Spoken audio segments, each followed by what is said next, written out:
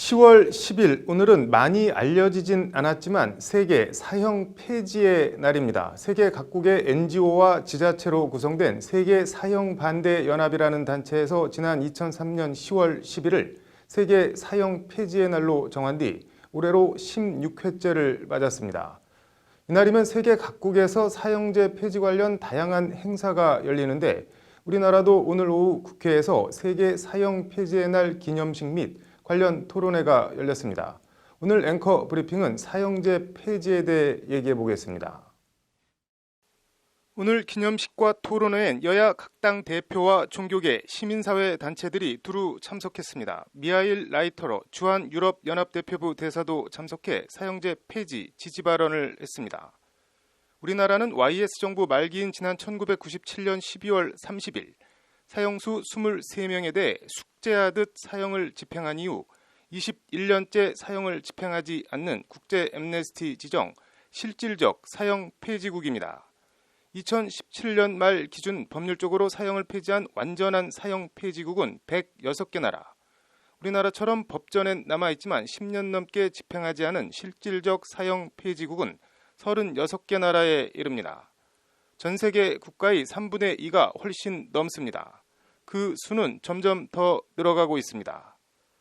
전기의자로 악명 높았던 미국의 경우도 하나둘 사형 폐지주가 늘면서 지금은 19개 주에서 사형을 폐지했습니다. 관련해서 사형제를 유지해야 한다는 주장과 관련 흉악범죄 억제 효과는 이미 근거가 희박한 것으로 국제사회에서 사실상 결론이 난 상태입니다. 유엔은 지금으로부터 11년 전인 지난 2007년 이미 사형의 범죄 억제력이 있다는 결정적 증거 없음을 공식 입장으로 채택한 바 있습니다. 우리나라의 경우도 2017년 범죄백서 통계에 따르면 사형이 집행되지 않은 20년 동안 살인에 해당하는 범죄가 증가하지 않은 것으로 나타났습니다. 오히려 지난 10년간 살인과 강도, 강간, 방화 등 강력범죄 발생 건수는 지속적인 감소세를 보이고 있습니다.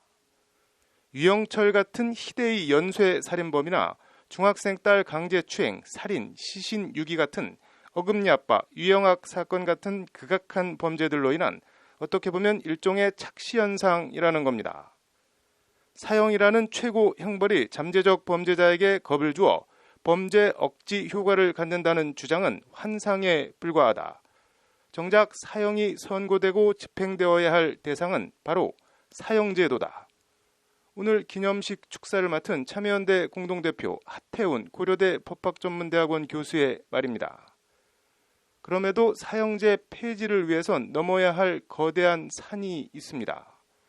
범죄 피해자와 그 가족이 입은 상처와 고통에 대한 보상, 사형을 통한 인과응보와 정의의 실현이라는 국민 일반의 법감정입니다. 당사자가 아니고는 누구도 함부로 왈가왈부할 수 없는 얘기들이기도 합니다. 15대 국회 이후 사형제 폐지 법안이 계속 발의됐으면서도 번번이 법사위 문턱도 넘지 못한 이유이기도 합니다. 이런 가운데 사형제 폐지와 관련 오늘 토론회에선 눈여겨봐야 할 자료가 발표됐습니다. 경남대 경찰학과 김도우 교수의 사형제 폐지 및 대체 형벌에 대한 국민 인식조사 발표에 따르면 조사 대상자 18명은 사형 선고의 오판 가능성에 대해 있다고 생각하는 것으로 나타났습니다. 그러면서도 사형제도를 폐지해야 한다는 의견은 20%가량밖에 안 됐고 유지 59.8%, 더 강화해야 한다는 의견도 19.9%로 나타났습니다. 하지만 대체 형벌을 전제할 경우 사형제도 폐지 의견이 기존 20.3%에서 66.9%로 3배 이상 급증했습니다. 대안이 없어서 그렇지 사형을 대체할 적절한 형벌만 마련된다면 우리 국민 17명은 사형제 폐지를 받아들일 수 있다는 게 조사 결론입니다. 이에 따라 오늘 토론회는 절대적 종신형 등 사형제를 대체할 수 있는 형벌과 피해자에 대한 재산, 심리, 사회적으로 실질적인 피해 회복을 위한 국가의 역할과 제도 마련 등에 대한 심도 깊은 논의가 이어졌습니다. 피해자 가족들께는 참으로 조심스럽고 죄송하지만 귀한 생명을 잃은 결과로 또 하나의 생명이 사라지는 업보와 윤회의 수레바퀴에서 벗어나 자비와 용서라는 대승의 길, 인간의 길을 걸어주시길 간절히 빕니다.